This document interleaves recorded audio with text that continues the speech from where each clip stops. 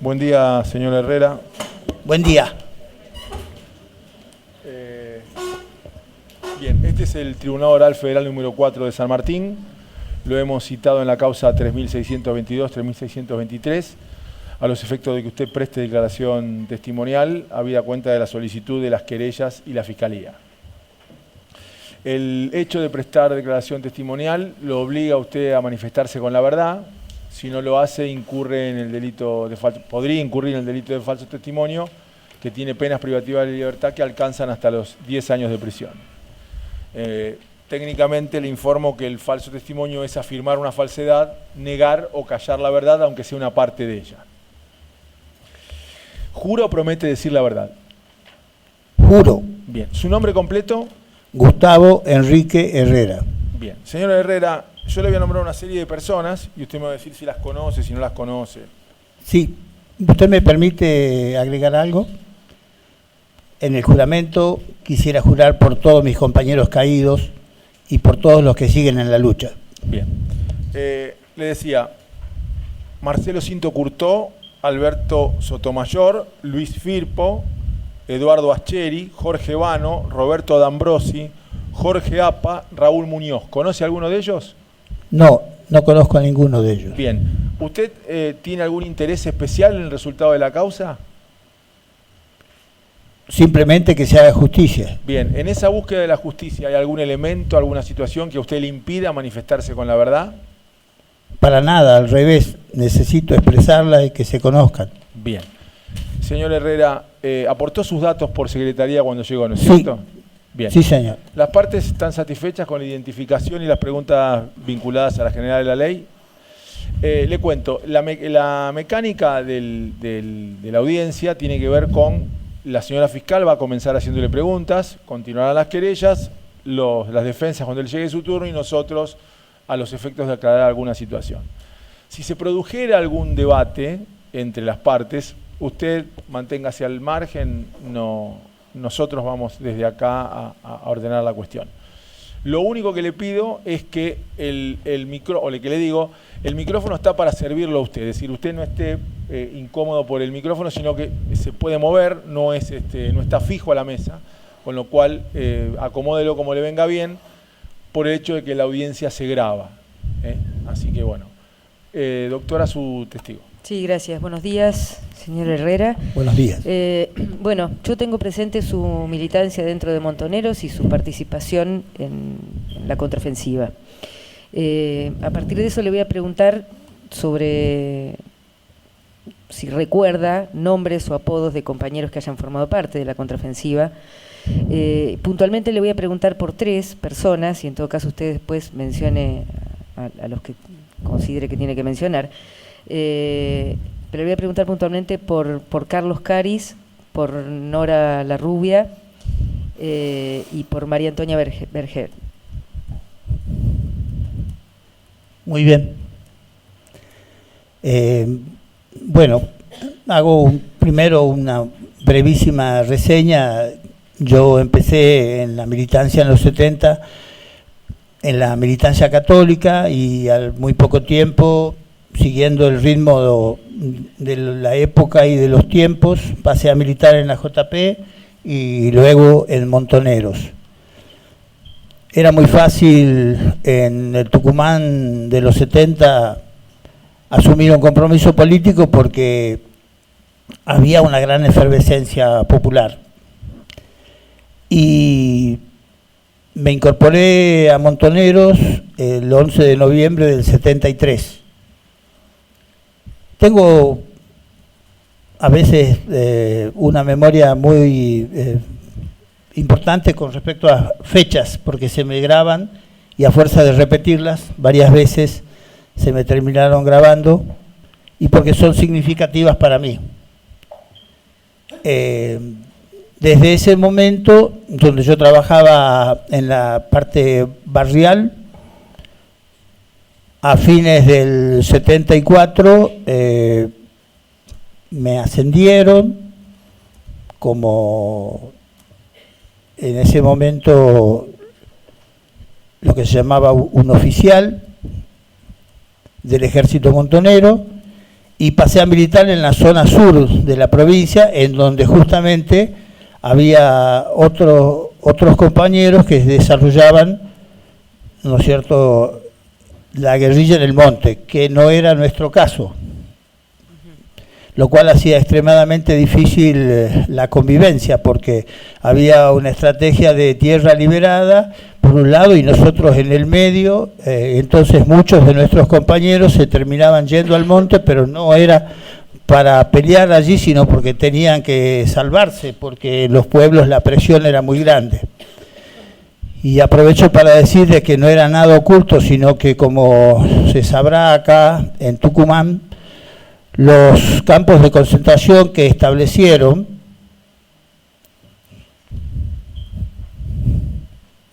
en el centro de los pueblos, para que la gente se diera cuenta y supiera qué es lo que le pasaba a los que se rebelaban. Y entonces ahí está en Famaillá, en el centro, en Santa Lucía también en el centro, una escuela, otros lugares, uno que se llamó La Base en Santa Lucía. Y bueno, a fines del 74 se produce una huelga importante de Fotia, y como coletazo de esa huelga y de otras actividades nuestras, soy detenido el 19 de marzo del 75. Estuve 3 años preso.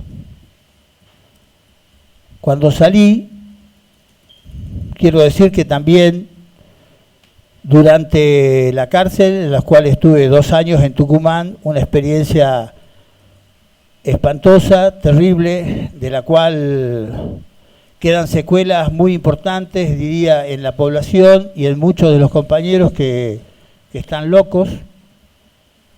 Esa experiencia no era la cárcel, era un campo de concentración. Y son 2 años en Tucumán y 1 año después entre Sierra Chica y La Plata.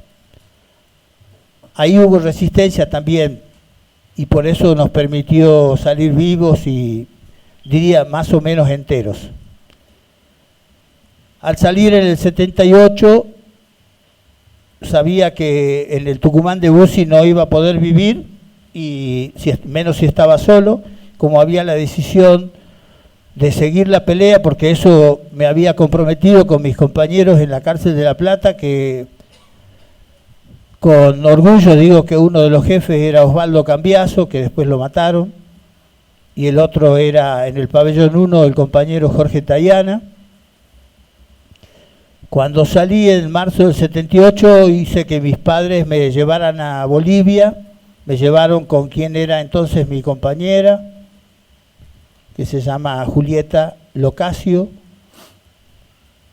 y ahí estuve un tiempo en Bolivia haciendo tareas de denuncia de la dictadura, por un lado, con gente muy amiga, con gente muy solidaria, entre ellos un curita que se llamó Lucho Espinal, que después la dictadura argentina fue a matarlo en Bolivia,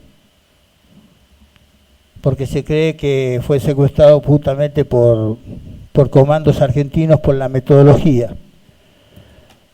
Estuve un tiempo en Bolivia, donde recibí mucha solidaridad también del pueblo boliviano, y luego de eso, el 15 de diciembre del 78, viajé a México. Hubo un compañero que se llamaba Carulo de apellido, pero yo me enteré mucho tiempo después que era Carulo de apellido. Para mí en ese momento tenía otro nombre. Fue a buscarnos desde Lima, porque estaban organizando juntar a todos los compañeros. Entonces nos facilitaron los pasajes y pude ir a México, en donde sabía que se estaba preparando algo, pero no sabía de qué se trataba. Quiero decir un pequeño paréntesis ahí, que también hubo algunas discusiones internas entre mi esposa y yo, porque de las compañeras que estaban presas en Devoto, decían que había que salir e insertarse en la sociedad y quedarse piola, tranquilo, y ver cómo reconstruíamos. Y los compañeros que estábamos en otras partes decían otras cosas. Entonces que hubo una discusión ahí que se terminó saldando a favor de viajar afuera, encontrar a los compañeros, y llegué a México. En México uno de los compañeros que me recibió se llamó Jorge Gullo. A él sí, desde el primer momento le supe el nombre y apellido, cosa que era bastante extraña. ¿Pero por qué? Porque como yo venía de la cárcel, él me dijo, yo soy el hermano del Canca, y me pidió, digamos, que le dé referencia y cómo estaba y qué le podía contar de él, digamos. Por eso es que le conocí casi al primer momento su nombre y apellido. Estuve con Jorgito Gullo ahí, digamos. Después me pusieron como responsable de alquilar una casa para que entren compañeros del que iban a venir de distintas partes del mundo. Y yo todavía no sabía para qué era, digamos, no estaba claro. Nosotros no fuimos anoticiados hasta después, digamos, de qué se trataba, para qué era, para qué nos juntábamos, digamos. Bueno, vinieron muchos compañeros, entre ellos vino los que para mí se llamaban Juan y Emilia. Juan y Emilia eran Carlos Caris y Nora la Rubia, que yo me enteré cómo se llamaban en alguna marcha de derechos humanos cuando vi una pancarta y vi el nombre de Juan. Nos hicimos muy amigos y como en ese momento mi ex esposa estaba embarazada en México y cerca a tener familia, nosotros lo elegimos a Juan y a Emilia como los padrinos de mi hija, que se llama Paula Victoria.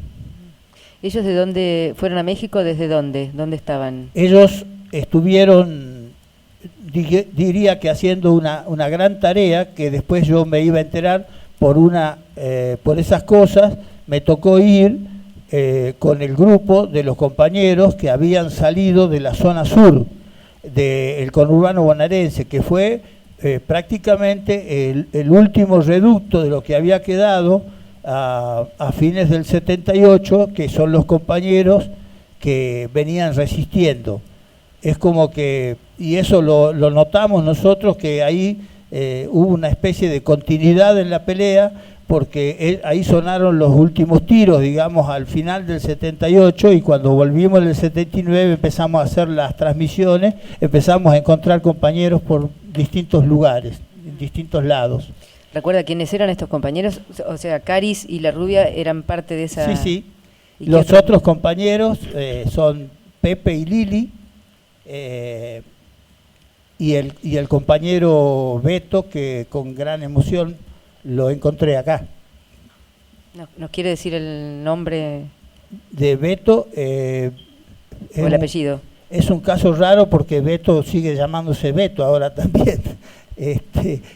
Creo que se llama Víctor Hugo Díaz. Bien. Sí, sí.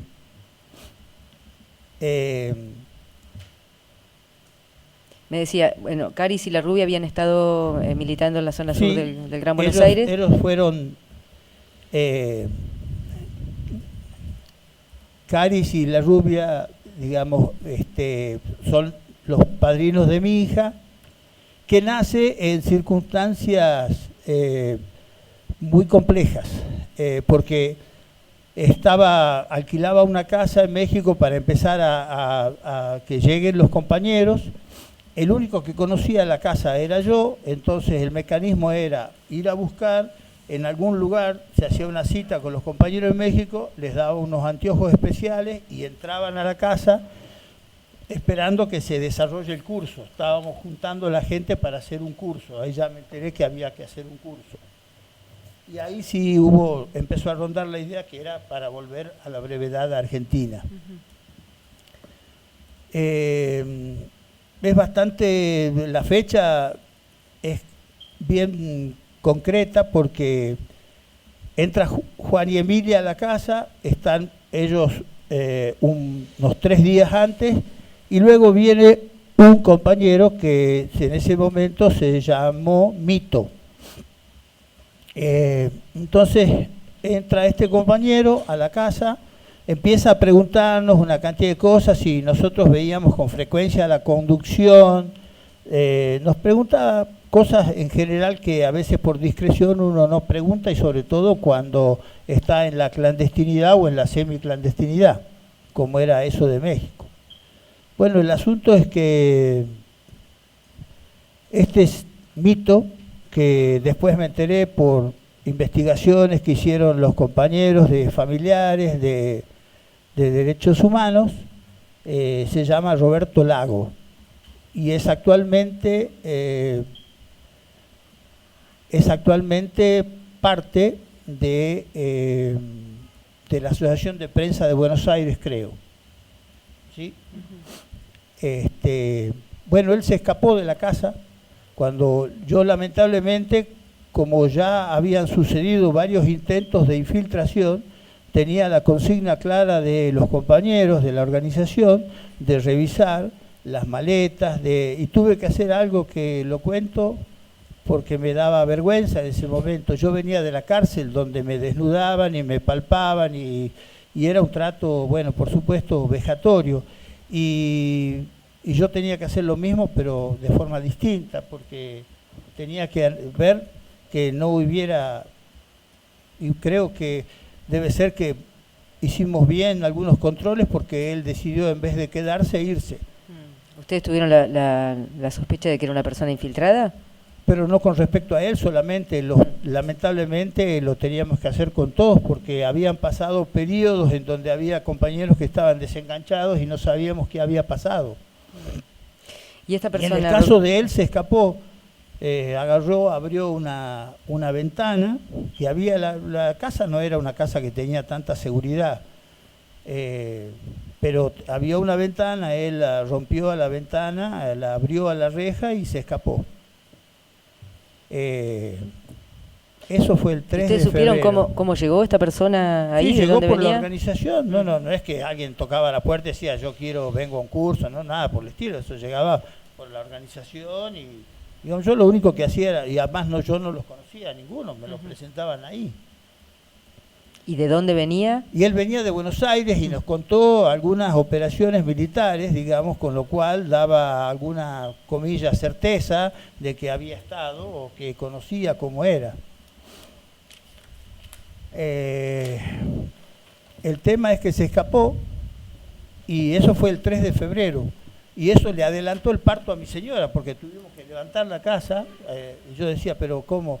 Se supone que estoy en México, que estoy más tranquilo, digamos, y tenía que levantar la casa, ¿no es cierto? Porque al escaparse, no nos quedaba claro si era realmente quién era y por qué había hecho eso, ¿no es cierto? Perdóneme, señor, 3 de febrero del año 1979.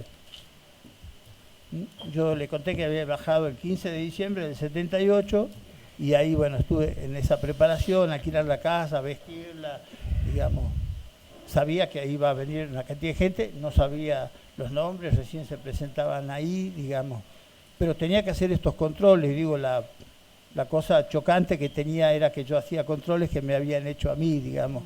Pero lo entendía como una necesidad porque ya había sucedido lo de Tucho Valenzuela, digamos, que fue una situación en donde a la esposa y a él los tenían y él se ofreció a ir a México para advertir a la conducción, ¿no es cierto?, de que estaban usando ese método de infiltración y la esposa se quedó allá. Después... perdón, en ese momento, en esa casa que tuvieron que levantar, ¿qué otras llegaron, además de Roberto Lago, llegaron otros compañeros o compañeras? Juan y Emilia, digamos. Eso con ellos vivimos estas circunstancias, eso no, hermano más, digamos. Todavía no había más compañeros. Okay. ¿Sí? Bueno, y en esa circunstancia, el 4 de febrero del 79, nació mi hija, digamos, en la maternidad pública en México. Bueno, de ahí tuvimos que mudarnos a otra casa, y de esta sí me acuerdo de la dirección, de la calle de Museo número 28 en el DF, en México. Y ahí juntamos una cantidad de compañeros que llegaron a ser como entre 15 y 18 más o menos. ¿De dónde venían esos compañeros? Venían de distintas partes. La mayoría eran de la provincia de Buenos Aires y la mayoría habían tenido algunos lazos en común, digamos, que era esto que le contaba, donde habían ejercido la resistencia hasta el final del 78. ¿De estas 15 personas recuerda a alguien? Sí, hay 3 desaparecidos, que aparte de Juan y Emilia, de La Rubia y de Caris, ellos desaparecieron en el 80, y después hay otros 3 compañeros que eran albañiles de la villa Invernal, de la villa de Itatí, que eran albañiles, que se llamaban, a ellos le conocí nada más que el apodo, que eran Coco, Pichín y Agustín, al nombre de uno de ellos.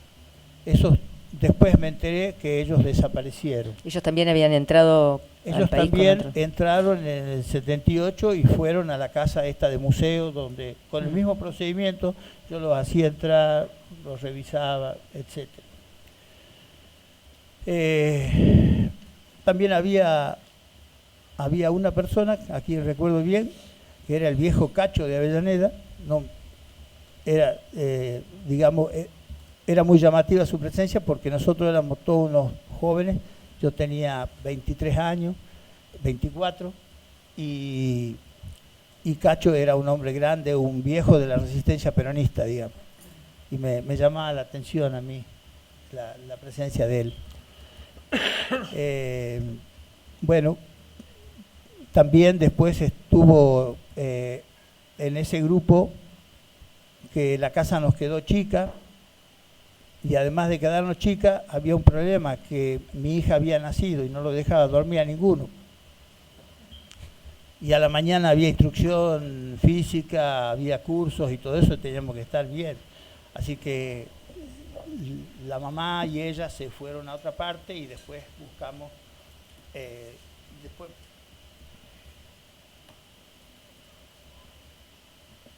Después buscamos un lugar más grande para hacer la instrucción.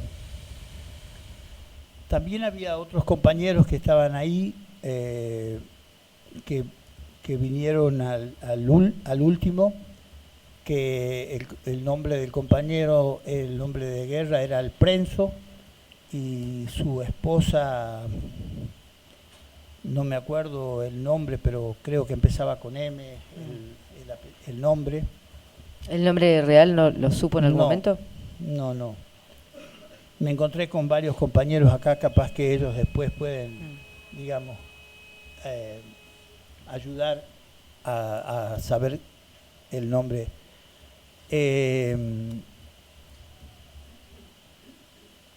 También estaba la esposa de Beto, que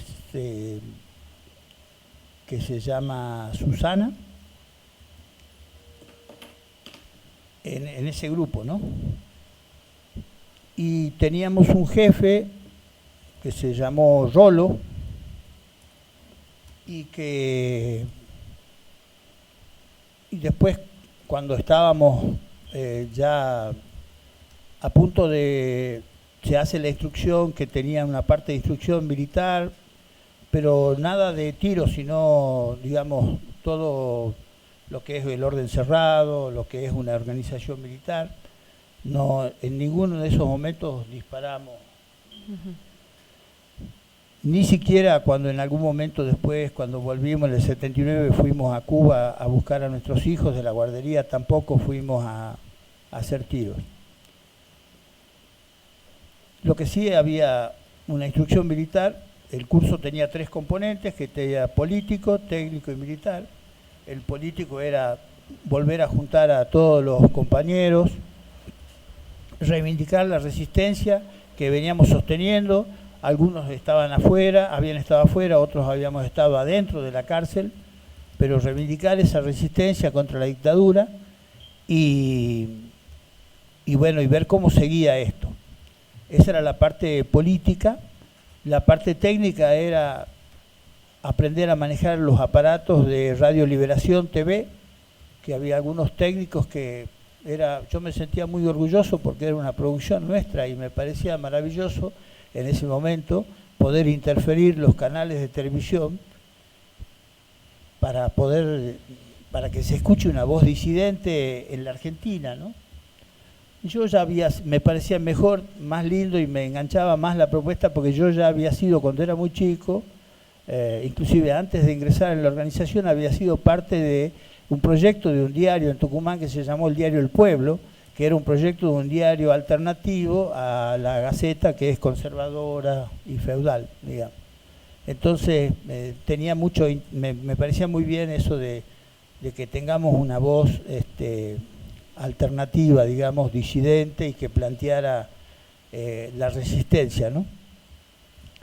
Eso sí, digamos, de entrada quedó más o menos claro que nuestra tarea iba a ser esa en la contraofensiva. Ahí estuvimos de esa sede nos quedó chica, la de calle de Museo, y fuimos a parar a una finca lejos, que como era yo el que conocía, digamos, la casa, era el que me tenía que mover buscando un nuevo alquiler, ¿no? Y ahí fuimos a parar en un pueblo que queda cerca de Cuernavaca, creo, que se llama Alpuyecas, y ahí estuvimos la mayoría del tiempo. Cuando se fue, en un momento lo desafectaron al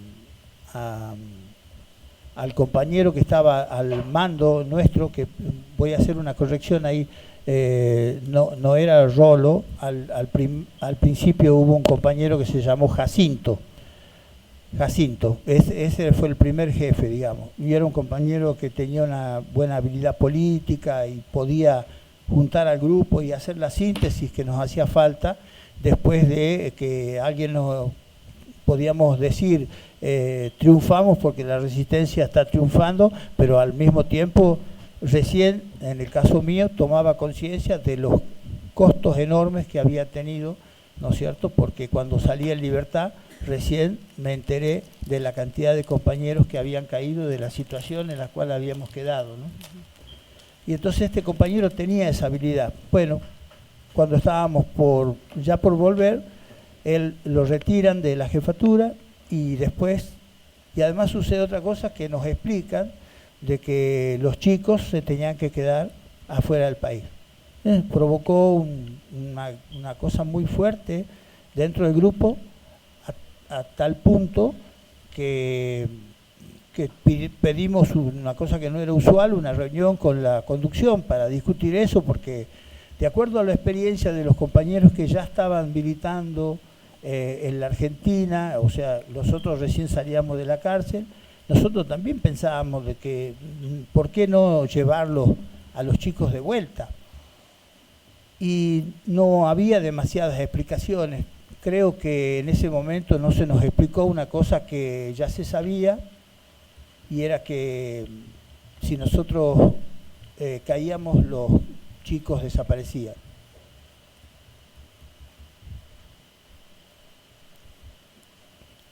Y fue Carlona a explicarnos esto, y quiero dejar absolutamente claro que no hubo ninguna coerción ni nada por el estilo, sino dijeron los compañeros que estén de acuerdo dejan los hijos, los que no están de acuerdo se quedan con los hijos pero no vuelven a la Argentina, no pueden seguir afuera del país haciendo las tareas que también tenía la contraofensiva, que era toda la tarea de denuncia internacional, ¿no es cierto?, pero no pueden volver a la Argentina si vuelven con los hijos.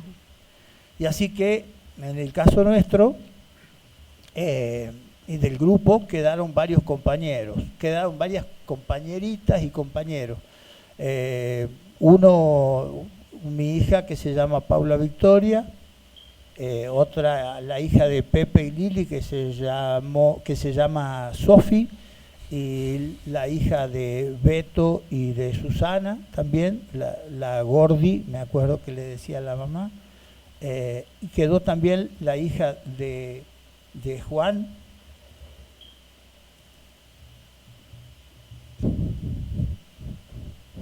la hija de Juan y Emilia, que fue más difícil en el caso de ellos la decisión porque Selva, que así se llama,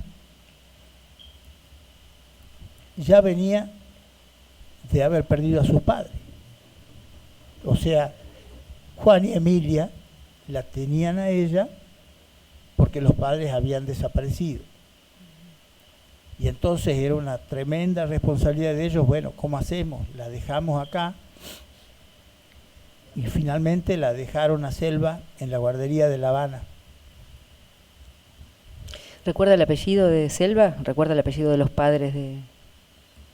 El apellido de Selva no me lo acuerdo. No me acuerdo. Y vive en Tucumán. Y tiene contacto conmigo, pero no me acuerdo el apellido de ella. ¿Usted a los padres los conoció en la militancia o supo quiénes eran? A los padres de ella, a los padres biológicos de ella no los conocí. Pero sí habían sido compañeros de militancia de Carlos y de Nora. Habían sido compañeros de militancia y la compañera, gracias,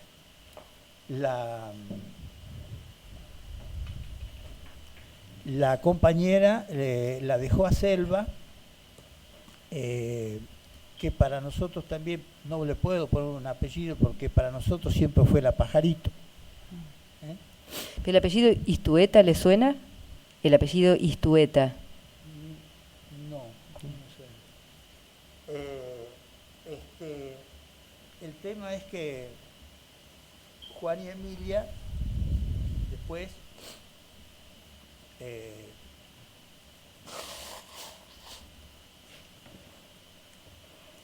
antes que cuando desaparece la madre, que la deja a la Pájaro en una pensión con Emilia, y ella no vuelve, ella cae. Entonces, como ellos tenían una carta diciendo qué es lo que iba a pasar, qué pasaba, dónde la tenían que... Ellos fueron a Banfield, a la casa de la abuela, y le dijeron, esta es su nieta, su hija nos dejó esta carta, y la señora le dijo, si una señora muy grande de edad ya, le dijo, si mi hija confió en ustedes, yo también confío, pero mire que nosotros vamos a seguir en esta pelea y que ella corre riesgos. Y ella le dijo que le bastaba con verla, ¿no es cierto?, de vez en cuando.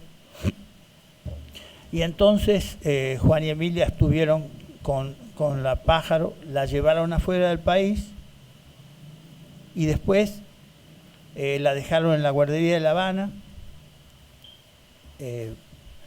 Hicimos la tarea que había que hacer, que eran las interferencias. Formamos parte del grupo que se denominaba TEA 2, o sea, Tropas Especiales de Agitación 2. ¿Por qué 2? Porque ya había habido una anterior, un grupo que había desarrollado la tarea en el Mundial. En el 78. En el 78. ¿Estas interferencias en qué año entran a la Argentina para hacer estas interferencias? Más o menos desde abril, o sea, estábamos retrasados. Estos inconvenientes que tuvimos en México nos retrasaron con respecto a lo que ya preveíamos. Nosotros, cuando hablábamos de la contraofensiva, decíamos que se le agotaban los tiempos, y eso no era caprichoso, no era una lectura, era una lectura también que tenía que ver con la historia. Habíamos sacado cuenta que las dictaduras en general en la Argentina no duraban más de 7 años, y entonces teníamos nosotros apurando y viendo la realidad que pasaba, de que cada vez había más conflictos y que había sido llamado un paro para el 27 de abril del 79, que es el primer paro contra la dictadura. Y entonces estábamos como apurados por volver. No llegamos, por lo menos el grupo que venía conmigo, no llegamos para el paro del 27 de abril, pero calculo que las primeras interferencias las habremos hecho ahí nomás, en mayo. ¿Y la zona donde se la zona donde que me habían asignado a mí era Quilmes, Varela, Quilmes y Varela, digamos. Y todas las localidades adyacentes, ¿no? O sea, toda zona sur. Sí, sí. En el caso de la otra TEA, ¿supo dónde hicieron las interferencias? ¿En qué zona? No lo sé, porque además, cuando nosotros... es como que teníamos un arma que no sabíamos bien la potencia que tenía, porque el arma esta de poder interferir un canal, y la instrucción que recibimos era de ponerla dentro de una casa, en un departamento, ponerla arriba de una camioneta, pero nosotros fuimos ensayando y viendo que cuando más ganábamos altura teníamos más profundidad, y entonces yo también tenía la suerte, cuando volví en el 79, de tener dentro del pelotón, yo era digamos, el jefe, y estaba Pepe y Lili, y Pepe es un técnico. Y entonces fuimos ensayando distintas cosas, lo mismo de las formas de doblar las antenas para que no se viera, y para que sea más práctico. El asunto es que llegamos a hacer interferencias que con eje en Berazategui llegábamos hasta La Plata, digamos, porque descubrimos de ensayo y error, de prueba y error, de que cuando más alto nos íbamos, más profundidad teníamos. Y eso fue una cosa muy buena, como asimismo también fue muy interesante el hecho de que el diario La Nación sacó un editorial a fines del 79, después de la huelga de Peugeot. A propósito, yo guardo muchas cosas de la militancia, y no solamente mi memoria, sino mis recuerdos, que me parecen interesantes como testimonio para los hijos y para los otros compañeros, porque la obsesión mía es cómo trasladamos la antorcha de una generación a la otra.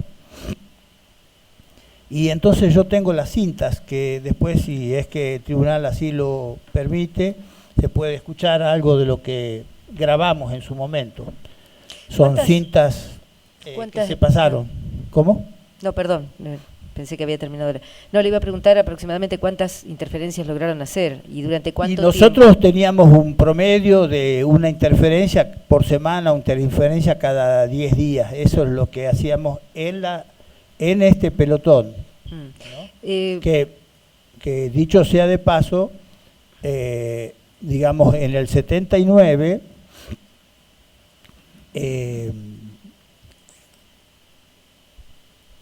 yo, si bien es cierto, había vuelto con Pepe y Lili, pero ellos estaban en Varela y yo estaba más sobre Quilmes, digamos.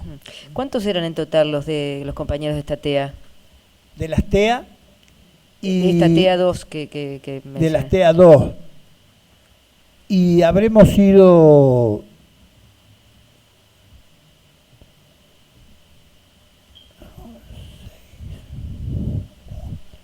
unos 8 compañeros, 9. Ahora, el tema es que muchos, cuando volvimos o sea, ¿cuál es la situación? A nosotros, al pelotón de la zona sur, le va bien, no tiene pérdidas, no tiene caídas, y nosotros habíamos quedado que los hijos los iban a hacer traer a la Argentina a fines del 79. ¿Qué sucede? Que habían pasado una cantidad de caídas muy grandes que nosotros no conocíamos por los diarios, pero no porque no teníamos ninguna no tenían ligazón. contacto con... No. Teníamos una cita que se activaba, valga la mala palabra, por el diario Clarín, digamos, que teníamos que sacar una especie de aviso para que se activaba la cita, pero eso era muy ocasional y nunca ¿Cita con compañeros de otra...? No, con compañeros que venían de afuera del país para tener contacto, sino la idea era no tener ninguno, digamos. ¿Y recuerda usted alguna cita, algún compañero que haya venido o compañera del exterior por fuera de este grupo TEA con el que hayan tenido contacto? Y eso fue recién, nos llegó una cinta que es la que está acá, que es de octubre del 79, con motivo de la huelga de Peugeot, que sale en el diario La Nación, porque en la palabra La Nación hace un análisis y dice, bueno, a ver, este proceso militar, si tenía alguna virtud, era el haber liquidado la subversión, y resulta que ahora aparece lo de Peugeot diciendo que van a la Plaza de Mayo y aparece de vuelta la subversión, ¿no es cierto?, que pintamos todos los trenes. Quiero destacar ahí que hubo compañeros los cuales me encontré en la calle, que no pertenecían a Montoneros, pero que nos veían que nosotros peleábamos y dijeron, bueno, nosotros vamos a seguir peleando, ¿no? Eso me emocionó porque eran compañeros que habían dejado un poco su identidad de lado para decir acá hay que resistir y vamos a resistir con los que están haciéndolo. Un compañero de Tucumán que se llama Pedro Rodríguez, digamos, me acuerdo, que tenía un grupo. Del grupo de Estatea, sí. no me quedó claro, ¿Juan y Emilia también formaban parte de Juan y Emilia formaban parte. Juan y Emilio. Y ellos estaban en la zona más de Lomas, digamos. Ellos estaban para esa zona. Nunca tuvimos ningún contacto en el 79, solamente cuando volvimos, ¿no es cierto?, ahí. Y también las evaluaciones que teníamos eran disímiles, porque el grupo nuestro nos había ido bien en el sentido de haber hecho transmisiones, una cantidad importante, habíamos incorporado compañeros, no habíamos tenido pérdidas, caídas. Bueno, y entonces la evaluación era teníamos una lectura política, también teníamos la lectura política que vimos ahí, de que estábamos muy... teníamos una apreciación de las reales condiciones de la sociedad argentina, que desde afuera se veía de una manera, y los que habíamos estado aislados, lo que teníamos era por así decirlo, un gran desenganche social. Estábamos, y esto...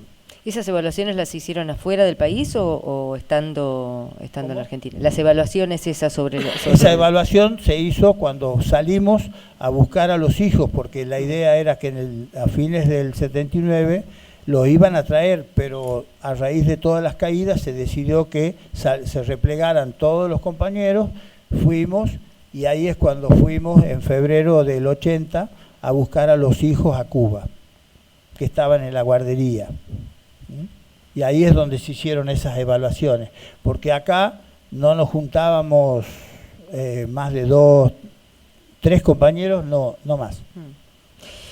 ¿Y a Juan y Emilia, usted siguió en contacto con ellos? Seguí en contacto con ellos, digamos en el 79, cuando volvimos, y justamente decía esto, que teníamos una evaluación un poquito diferente, porque a ellos no les había ido tan bien.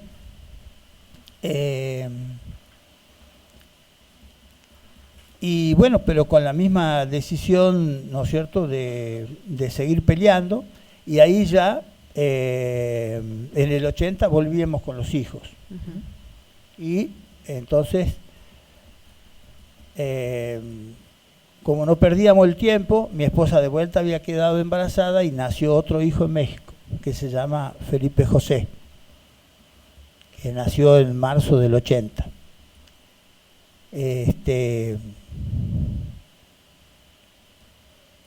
Quiero decir, en honor a la verdad histórica, y aunque nos ponga un poco de desobedientes, pero creo que el amor a la vida que había hecho que todas las parejas que volvieron a la Argentina del 79, cuando volvieron estaban embarazadas. Y eso que nos habían pedido, bueno, los hijos quedan acá afuera, les pedimos que las compañeras no se embaracen. Fue un poco al revés, en ese plano. Y así es que nació mi hijo en marzo el 29 de marzo del 80, nació allá. Volvimos inmediatamente, calculo que fines de mayo, principios de junio.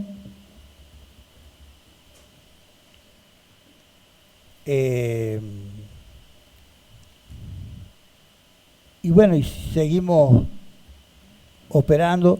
Habíamos cambiado una cantidad de cosas porque vimos en el terreno cómo era, que era un poco distinto de lo que uno se imaginaba, y sobre todo en el caso mío, que no soy de la provincia de Buenos Aires, que no había vivido en el Gran Buenos Aires, yo, digamos, soy de Tucumán.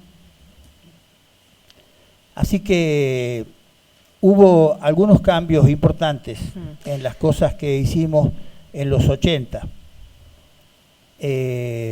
Gustavo, una pregunta. Sí. Cuando ustedes vuelven en el 80, ¿Juan y Emilia también vuelven? ¿Ellos se habían ido y vuelven en el mismo momento? Juan y Emilia también vuelven. ¿Y se vuelven a instalar en la Y zona se de vuelven a instalar, pero nada más que ahora vuelven con una jefatura de ellos que no era la del grupo, y que no había hecho nada con el grupo. Uh-huh. Tengo entendido, porque lo leí después, que esa compañera era hermana de Julio Tolchinsky. Silvia Tolchinsky era. Creo que es ella.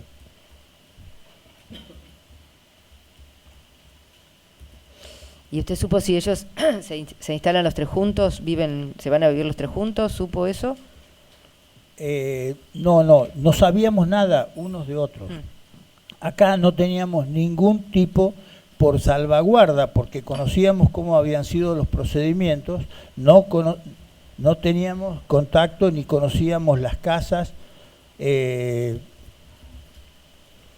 Yo permanentemente tenía contacto con Pepe y Lili y no conocía las casas de ellos, ni aproximadamente. Teníamos citas diarias y bueno, arreglábamos las cosas que había para hacer, pero digamos también teníamos independencia, digamos, teníamos una conducción, que en ese caso era yo, de ellos, pero cada uno iba reclutando compañeros, juntando, y sin que uno conozca exactamente o muy bien todo lo que hacía el otro. Y en el caso de Juan y Emilia, ¿usted cómo se enteró? ¿Cuándo se enteró sobre su secuestro? ¿Y qué es lo que supo? La verdad que no recuerdo cuándo me enteré. No puedo precisarte cuándo fue. ¿O cómo? ¿Cómo fue? ¿Qué le contaron? ¿Qué le contaron sobre cómo fue eso? Si es que... No.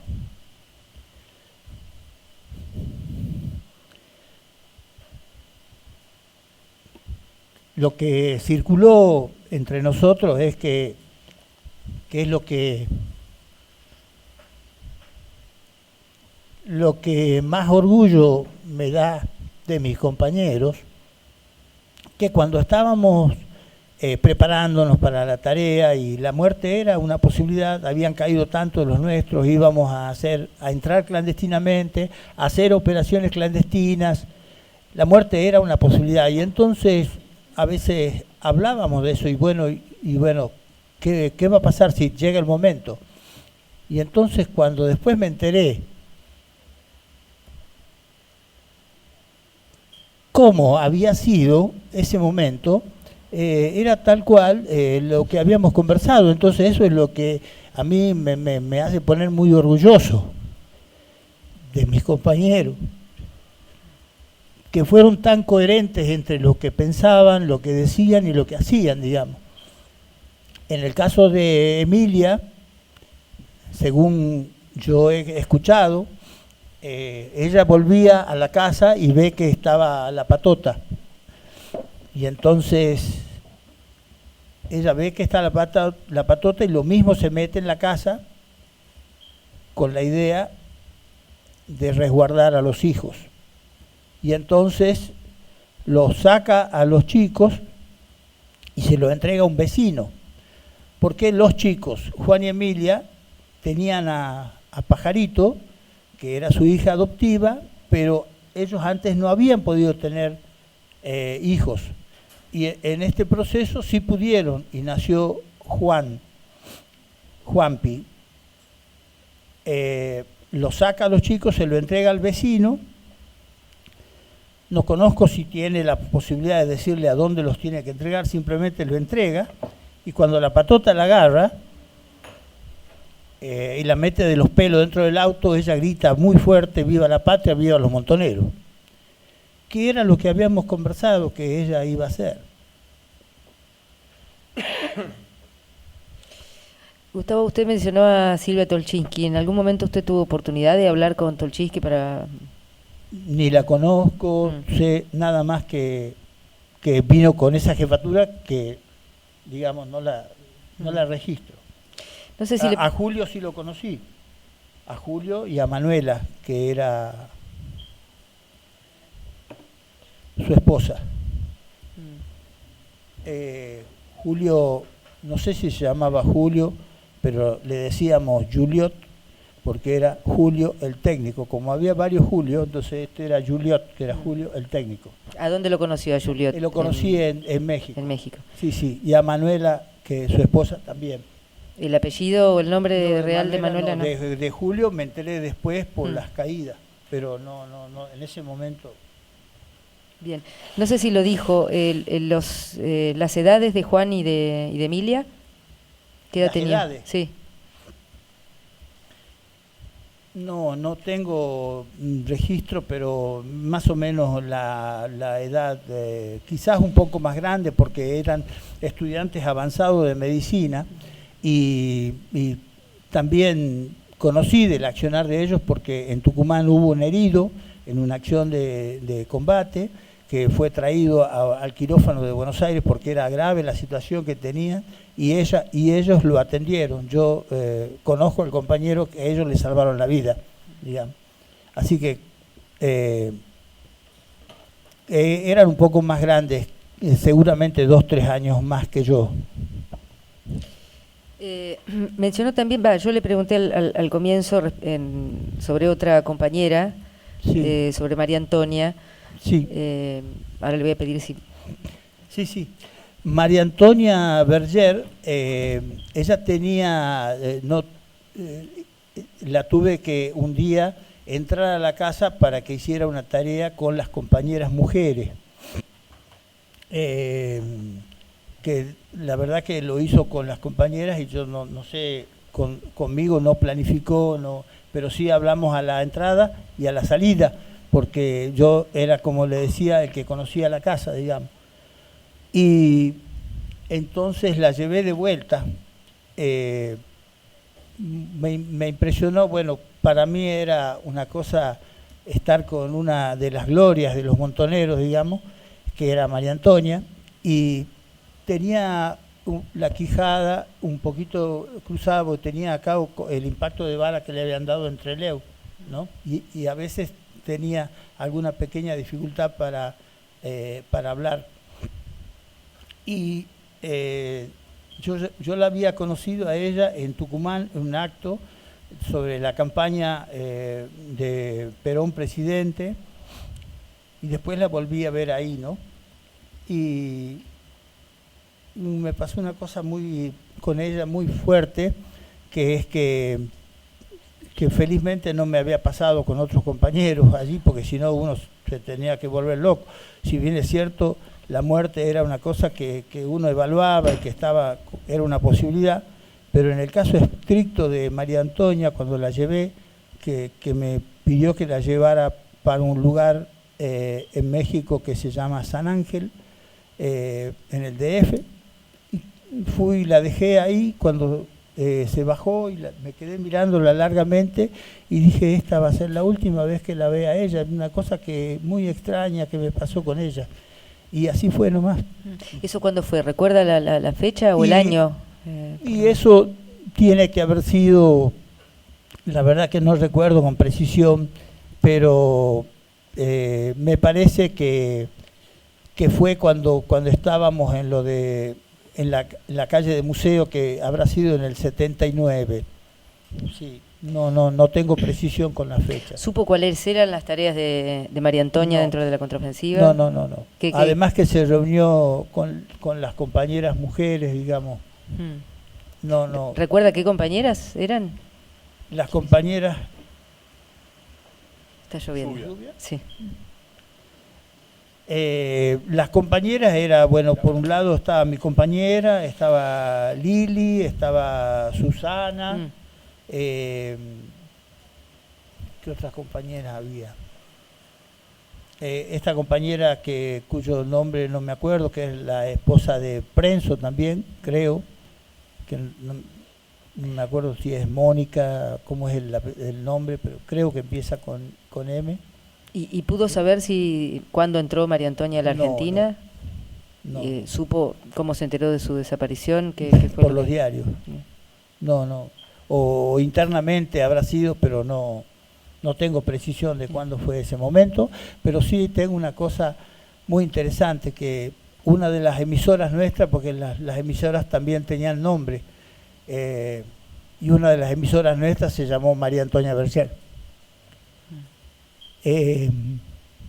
Y está en las grabaciones. La otra de las emisoras se llamaba Norma Esther Arrostito, con lo cual recién ahora caí en la cuenta, escuchando las cintas, de que que le poníamos nombres de mujeres, y la verdad que estábamos muy lejos de la reivindicación de género que hay hoy, pero ya la hacíamos en ese momento, ¿no? Y estábamos... digamos, no era ese, digamos, exactamente el eje, pero... ¿Las cintas se grababan acá en la Argentina o las grababan afuera? No, algunas habían sido hechas afuera, que traíamos unos cassettes de música clásica, y en el medio venía la grabación, sobre todo el del lanzamiento de la contraofensiva, que estaba hecho por Firmenich, ¿no? Y después traíamos algunos otros cassettes que traían cosas sueltas como para insertar en las grabaciones. Como, bueno, si se escucha la cinta se puede apreciar eso. Está la marcha peronista, atención, transmite Radio Liberación, voz del peronismo montonero. Y digamos, podrías traer un máster, digamos, pero se organizaba y se hacía acá, digamos, porque además estaba hecha de acuerdo al momento. La tarea fundamental de la contraofensiva era alentar los conflictos de los trabajadores, o los conflictos que viéramos en contra de la dictadura, y entonces tenía una cosa especial, tenía que ser hecha acá. Como además no teníamos un contacto, digamos, que fuera más o menos rápido con el exterior, de ninguna manera. O sea, eso eran contactos muy extraños, extravagantes, diría. Es más, tan extravagantes que cuando viene la orden de salir afuera del país, la compañera que va a decirnos que hay que salir, yo tengo muchísima desconfianza, porque digo, no, pero si esto no es lo que quedamos, si los chicos tenían que venir, ¿no? Tenía mucha desconfianza de eso. Después resultó de que era infundado, ¿no es cierto? Pero ¿recuerda quién es la compañera que les avisa? Sí, Susana, sí, la esposa de Beto. Susana es la que nos avisa, y bueno, después salimos afuera y no hay problema, pero tengo que decirlo que tuve mucha aprensión en ese momento. Con respecto a ¿los aparatos los traían del exterior? Los aparatos venían del exterior, venían dentro de... había compañeros que pasaban autos por la frontera que traían un doble fondo.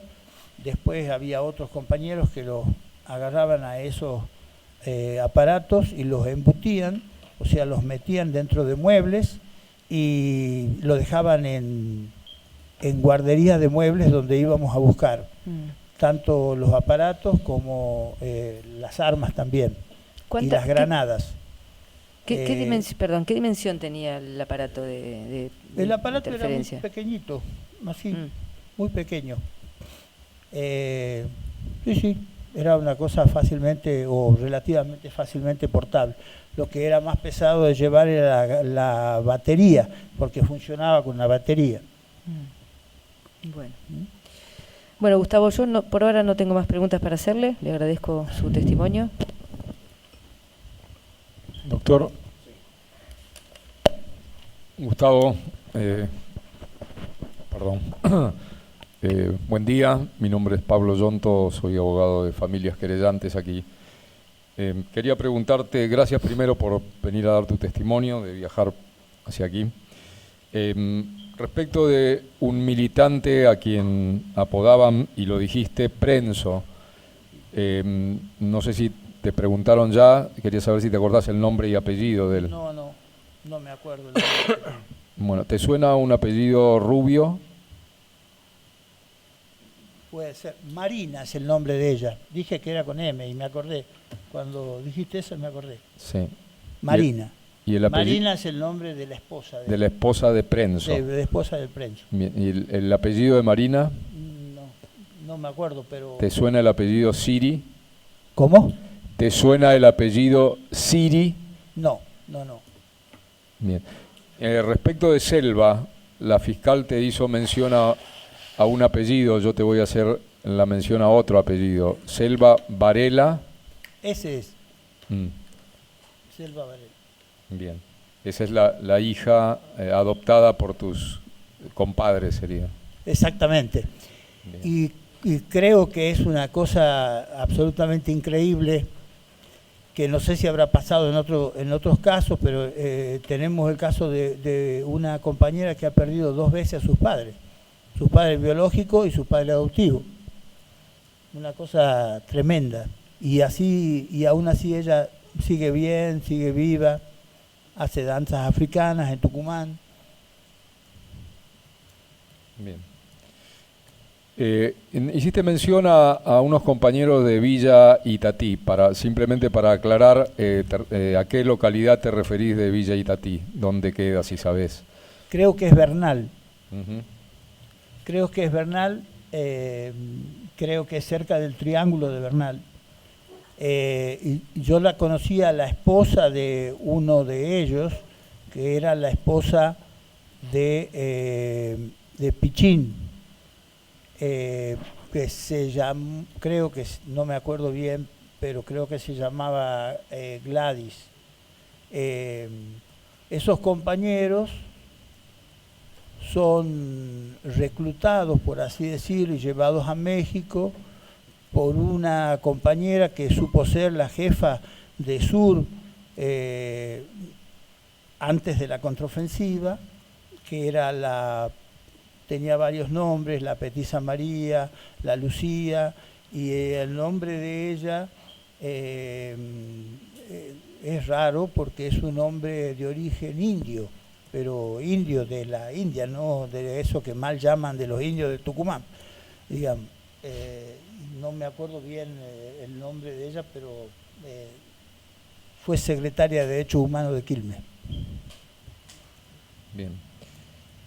Y lo último de nuestra parte, la huelga de Peugeot a la que haces referencia, si podés, ¿la podés ubicar cronológicamente? Sí, yo tengo entendido que una de las cintas hace mención a eso. Creo que es en septiembre del 79, es decir, nosotros veníamos calentando los motores, como dije, casi se nos había pasado lo del 27 de octubre, y veníamos calentando los motores y sale lo de Peugeot, y lo de Peugeot fue muy importante, pusimos mucha fuerza, hicimos muchas transmisiones con respecto a lo de Peugeot, y también fuimos a ver compañeros para que nos informaran qué es lo que pasaba en la fábrica, Y tengo una anécdota de un compañero que lo fuimos a buscar en la casa y nos presentamos y le dijimos que nos habían dicho que él era de Peugeot y nos presentamos como montoneros. Y la cara que puso este hombre era como si le hubiéramos dicho somos extraterrestres, digamos, porque era como, ¿cómo es que están acá? ¿No? Pero no era porque tenía, no lo vi yo por lo menos como que tenía miedo, sino que la verdad, y de ahí recabamos toda la información interna de la fábrica para poder volcarla en las cintas, ¿no? Y seguir la agitación y continuar los conflictos, y sobre todo lo que nos parecía más importante en ese momento era encauzar la unidad de los conflictos, porque lo de Peugeot se termina ganando porque ellos amenazan con ir a Plaza de Mayo, que les da una calidad distinta al tema. No era solamente el conflicto de Peugeot, sino el tema de amenazar ir a Plaza de Mayo. Estamos hablando del 79, o sea que no habían pasado recién 3 años de la dictadura, ¿no? Bien, por nuestra parte, por el momento nada más. Doctora. Gustavo, buenas tardes. Mi nombre es Janina Michelena, de la Secretaría de Derechos Humanos de la provincia. Quería hacerle una pregunta. Usted refirió que en México, creo que dijo que su responsable se llamó Rolo y después Sí. creo que aclaró por Jacinto. Sí. Quería preguntarle eso, si Rolo o Jacinto o los dos, eso es lo que no llegué a entender. ¿O los dos qué? O si fueron los dos, no sé si fue Rolo o fue Jacinto. Quería preguntarle eso, no entendí. ¿Cómo se llamaba el...? No, lo único que me confundí es en la prelación, digamos. Primero Ajá. estuvo Jacinto, de jefe nuestro, que sintetizaba muy bien las cuestiones políticas, y después vino este muchacho que se llamaba Rolo, que nosotros lo vimos muy, para decirlo, muy militar, muy cuadradito en lo militar, ¿no es cierto? Es más, tenía algunas medallas cucardas de que había hecho acciones militares en contra de la dictadura, pero nos parecía que después políticamente nos sintetizaba muchas cosas. El tema es que lo sacan al compañero Jacinto y lo llevan a otro, de ninguno de los dos jamás me enteré cómo se llaman y ni cuál fue su suerte, ¿no? O mejor dicho, de uno de ellos, porque el otro en realidad nunca entró en combate, porque Jacinto lo llevan para que sea parte de otro equipo que nosotros también no sabíamos. La compartimentación era muy importante en ese momento, entonces no sabías prácticamente lo que hacía el que estaba cerca tuyo, y viene este compañero que se llamó Rolo.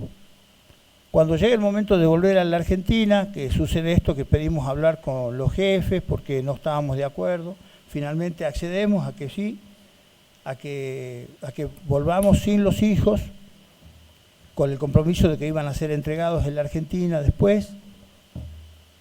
Este Rolo, cuando volvemos a la Argentina, que eso también nos volvió a demorar, bueno, se equivocó de avión, tomó un avión y se fue para Bélgica, creo, porque nunca apareció por la Argentina, desertó concretamente. Nos quedamos sin jefe y eso hizo que también hubiera que improvisar, ¿no es cierto?, sobre la marcha, porque él era el jefe de la Astea 2 y nunca pintó acá, digamos. Lo cual confirmaba que no nos habíamos equivocado con el análisis. Lamentable. Muchas gracias. Doctor Botindari. Sí, gracias, presidente. Señor Herrera, Sí. dejó, acá, a su derecha. No nos vemos. Dejó su hija en la guardería, ¿verdad? Sí, en la guardería de La Habana. ¿Cómo fue el mecanismo de la entrega? ¿La hace usted personalmente? ¿En dónde? ¿En la misma guardería o en la secretaría? No. En el caso de mi hija Paula fue, y le agradezco que me haga esta pregunta, pero me hace revivir momentos muy complejos. Ella en ese momento tenía 3 meses de edad. Y en México, como todos sabemos, las enfermedades respiratorias son muy fuertes y complicadas. Y estaba un poco enfermita. Así que cuando yo inicio, que yo por otro lado vengo separado de mi esposa, yo vengo por un lado y ella va después en otro momento vuelve a la Argentina, nosotros la dejamos a nuestra hija Paula en manos de los compañeros, que son los que después, cuando la situación de mi hija se complejiza, la tienen que llevar en un avión sanitario que ponen los compañeros cubanos la llevan de urgencia a la isla porque estaba muy mal. A tal punto estaba mal que intentan hacer, mi ex esposa ya había iniciado el camino de viaje a la Argentina y en el medio tenía una serie de controles que hacíamos para cuando pasábamos los aeropuertos. Una compañera entiende mal y en vez de decirle que se vuelva inmediatamente, que la chiquita no estaba bien, no le metían pánico, pero le decían que no estaba bien, no sé qué entendió de la compañera, el asunto que no le dijo nada, y ella lo mismo viajó. Después cuando volvimos nos enteramos que había estado bastante muy seria su situación, por eso la llevaron en un avión sanitario a Cuba, donde los compañeros cubanos la recuperaron, y bueno, cuando nosotros volvimos a buscarla en febrero del 80, cuando volvimos que nos fuimos a Cuba a buscarla, ya estaba plenamente recuperada, digamos, pero la había pasado muy mal, pero respondiendo estrictamente a su pregunta, quedó en manos de los compañeros de la organización.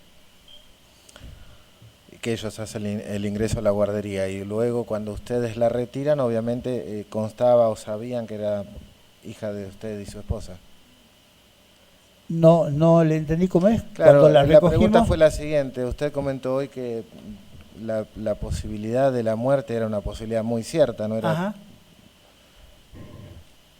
Sí, sí. De hecho, eso hay libros y videos de la guardería donde cuentan la situación de los chicos que les comentaban que se le habían muerto los padres. Mi hija Paula era muy bebé, digamos, tenía 1 año, recién acababa de cumplir 1 año. Quiero destacar que cuando fue de México a Cuba tenía apenas 3 meses, que estaba muy mal, que los cubanos la recuperaron totalmente y que cuando nosotros fuimos a buscarla, que ya había pasado su cumpleaños y agrupaban en la guardería los cumpleaños y habían tenido la visita de Silvio Rodríguez, que le fue a cantar a los chicos de la guardería. Y la verdad que fue una cosa increíble cuando entramos a la guardería, que estaba ahí una compañera que se llamaba Susana Pinus de Binstock, que después desaparece en Brasil, viniendo con el compañero Campiglia. Y estaba ella y su esposo, que era Eddie Binstock, encargados de la guardería. Y lo increíble fue que cuando entramos a la guardería y nos dijeron dónde estaba ella inmediatamente que la vio a la madre, le estiró los brazos, ¿no? Una cosa, hacía como 9 meses que no la veía, digamos, o más, y en el acto la reconoció.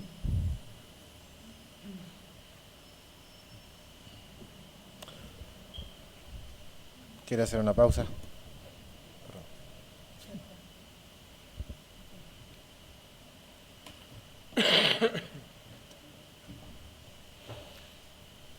Cerrando, Herrera, lo último que le pregunto entonces. Sí. Perdón.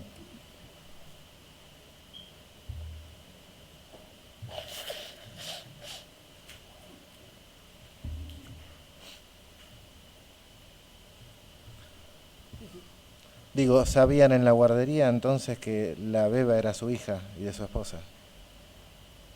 Si sabían, claro. Perdóneme, Herrera, el micrófono. Sí, claro, por supuesto. Bien. supuesto que, y además nosotros teníamos todos unos sistemas en donde nosotros cuando fuimos ahí fuimos invitados oficiales del gobierno cubano, que la verdad que nos trataron muy bien,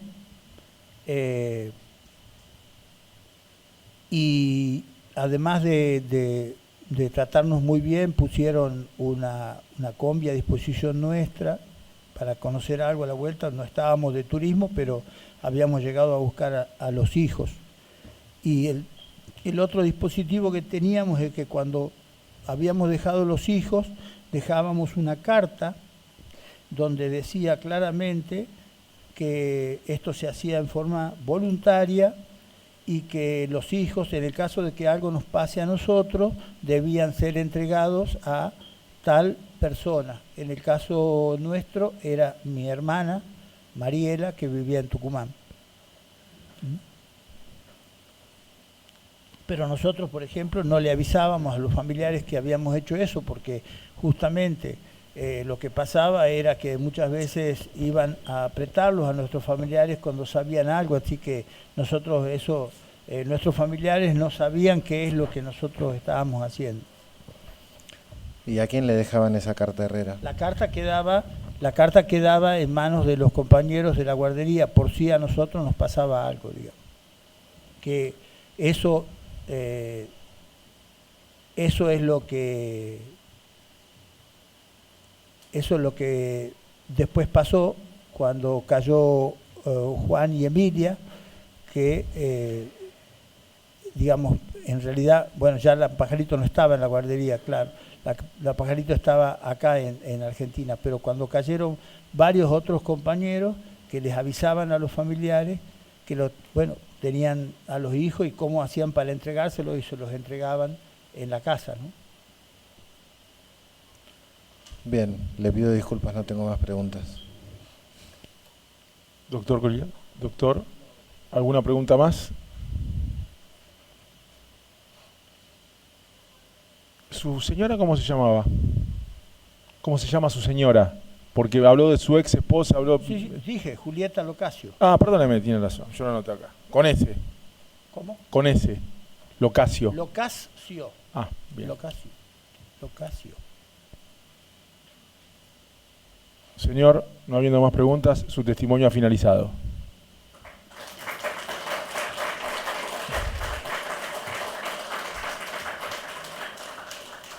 ¿Puedo agregar algo? Lo que quiera. No, simplemente que estos juicios ofrecen también la posibilidad de la verdad y la justicia y de hacer honor a muchos compañeros que cayeron luchando por una Argentina libre, justa y soberana. Y entonces, lentamente se va desmontando esa trama terrible que se montó en torno a los dos demonios, en donde una de las cosas más horrendas es compararnos y ponernos a la par de los genocidas. Así que, en realidad, creo que yo soy el que les agradezco de tener la posibilidad de hablar de estas verdades, de reivindicar a tantos compañeros que hoy no están, y por supuesto de buscar justicia. Y buscar justicia, lo digo con toda claridad, porque yo he sido testigo en otros juicios en Tucumán, no es que vayan en cana a los perejiles.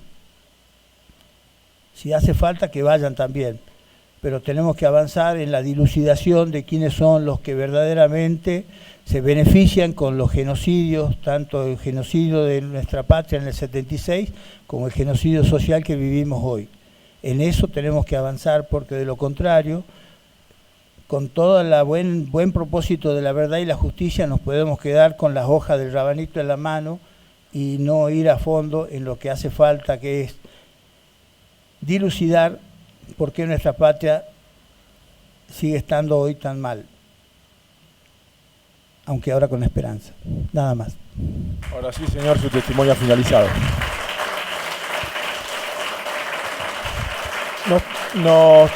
Nos tomamos 5 minutos por el tema de la conexión con Resistencia.